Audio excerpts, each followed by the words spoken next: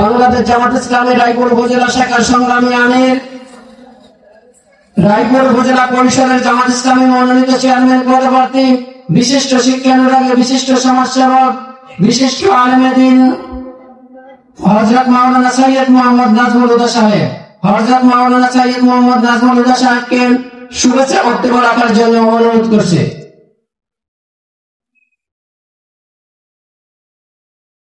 আলহামদুলিল্লাহ রাব্বিল আলামিন।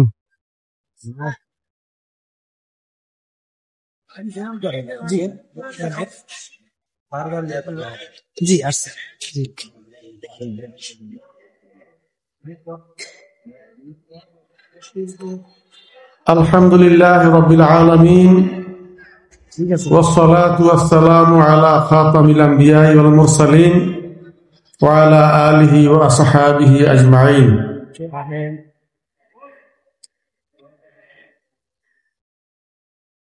রায়পুর উপজেলা শাখার ২ নং উত্তর চরবংশী সম্মিলিত উলামা মাশায়েখ পরিষদ কর্তৃক আয়োজিত আজকের এই মাহফিলের সম্মানিত সদরে জলসা হযরত মাওলানা মফিজুর রহমান সাহেব,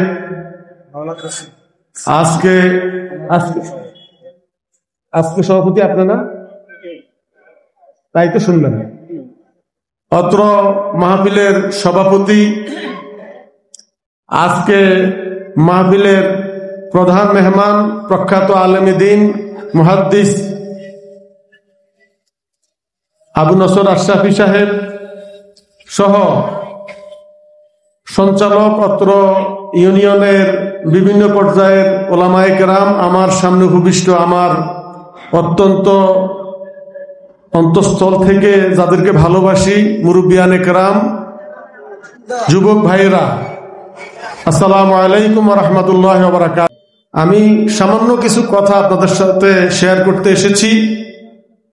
আমাকে এখানে দাওয়াত দিয়ে আপনাদের সম্মুখে কিছু কথা বলার জন্য যারা সুযোগ করে দিয়েছেন তাদেরকে ধন্যবাদ জানাচ্ছি। তো সম্মানিত উপস্থিতি, এই যে আজকে আমরা যে মাহফিলে উপস্থিত হলাম ওয়াজ শুনতে, ওয়াজ করতে, এটার উদ্দেশ্য কি?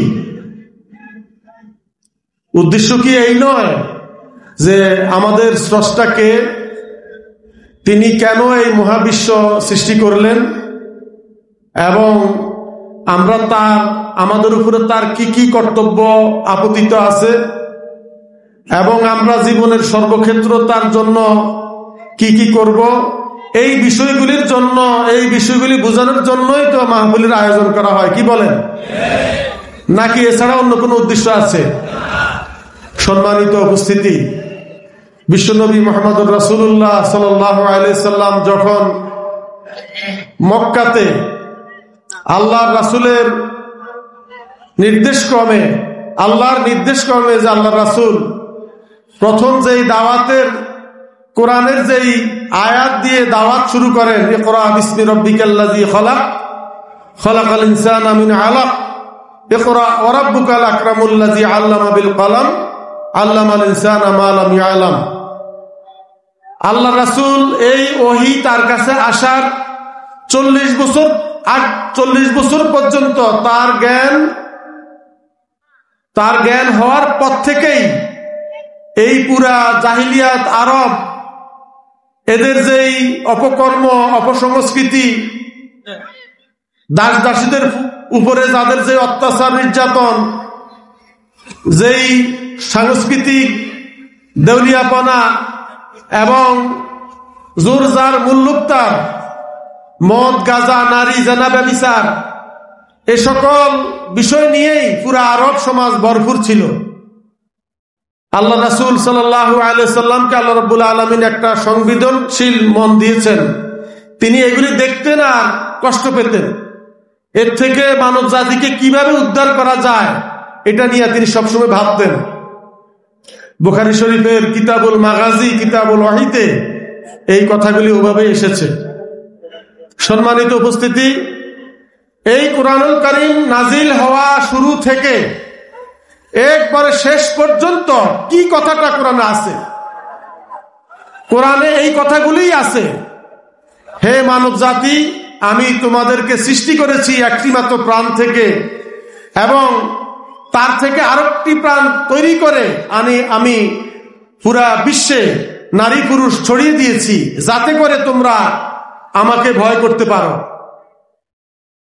আর কি বলেছেন?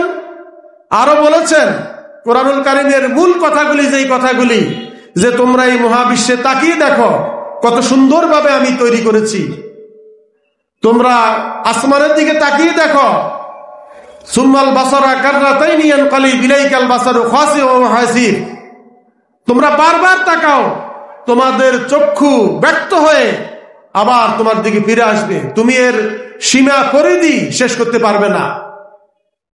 তুমি দেখো হে মানব জাতি, আমি কিভাবে এই সৃজনের পরিবর্তন ঘটাই, রাত্রি দিনের কিভাবে পরিবর্তন ঘটাই, এগুলি তুমি চিন্তা করো। ইয়া উলিল আলবাব, ইয়া উলিল আবসার। শেষ, এটার সর্বশেষ রেজাল্ট হইল, অতএব এত কিছু তোমার জন্য আমি করেছি, তোমার জন্ম থেকে মৃত্যু পর্যন্ত, তোমার জন্মের আগেও তোমার জন্মের উপাদান তোমার পিতা মাতার ঔরসে এবং তার শরীরে দিয়েছি, সেগুলির দিকে তুমি খেয়াল করো। এরপরে আমি বৃদ্ধ বয়সে তোমাদেরকে সেই ছোট শিশুর মতো করে আমি দুনিয়া থেকে তোমাদেরকে নিয়ে যাই। তোমাদেরকে মধ্য বয়সে এমন শক্তি আমি দান করি যাতে করে তুমি আমার জন্য কাজ করতে পারো, আমার জন্য তুমি তোমার জীবনের শক্তিগুলি ব্যয় করতে পারো। হে মানব জাতি, তোমরা আমার নিয়ামত ভক্ষণ করো। আমি কিভাবে তোমাদের এই নিয়ামতগুলি তোমাদের ঘরে ঘরে পৌঁছে দিই। আমি লোনা পানি থেকে, সাগরের লোনা পানি থেকে ফিল্টারের মাধ্যমে আমি মিষ্টি পানি তৈরি করে মেঘমালার মাধ্যমে তোমাদেরকে আমি ঘরে ঘরে পৌঁছে দিই। তোমার অঞ্চলে অঞ্চলে আমি মেঘমালার মাধ্যমে পৌঁছে দিই। তার মাধ্যমে সুপেয় পানি পেয়ে জমিন উর্বর হয়, ফল ফসল উৎপাদন করে, সেটা তোমরা খাও এবং খেয়ে তোমরা শক্তি অর্জন করো। হে মানব জাতি, তোমাদের কাজ হলো একমাত্র আমার ইবাদত করা। মূল কথা কি? একমাত্র আমার ইবাদত করা। এত কিছু আমি করেছি, একমাত্র তোমাদের কাছে আমি কি চাই? আমার দাসত্ব চাই।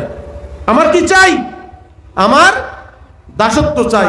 আমি তোমাদের রব, আমি তোমাদের ইলাহ।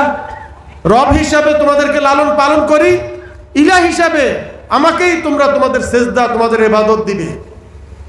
সম্মানিত উপস্থিতি,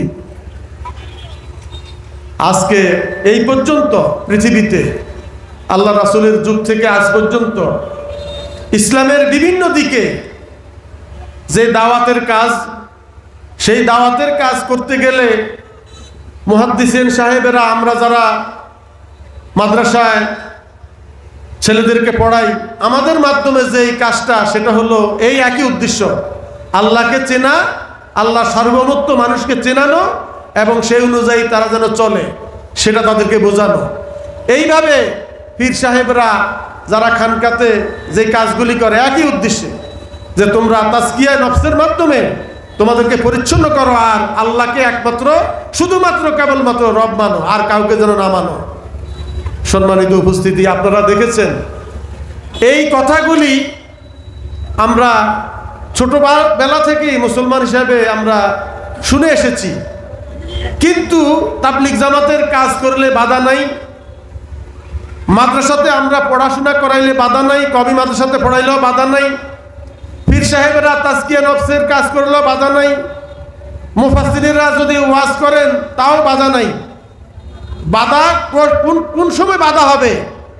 যখন আল্লাহর সার্বভৌমত্ব এই পৃথিবীতে কায়েম করবে যারা, আমাদের প্রতি আল্লাহর সার্বভৌমত্ব কায়েম করা ফরজ, এই কথা যারা ব্যাখ্যা করে বলে, শুধুমাত্র তারাই বাধার সম্মুখীন হয়। কথা ঠিক কিনা? আর এই ব্যাখ্যাটা যারা করে না, তারা বাধার সম্মুখীন হয় না।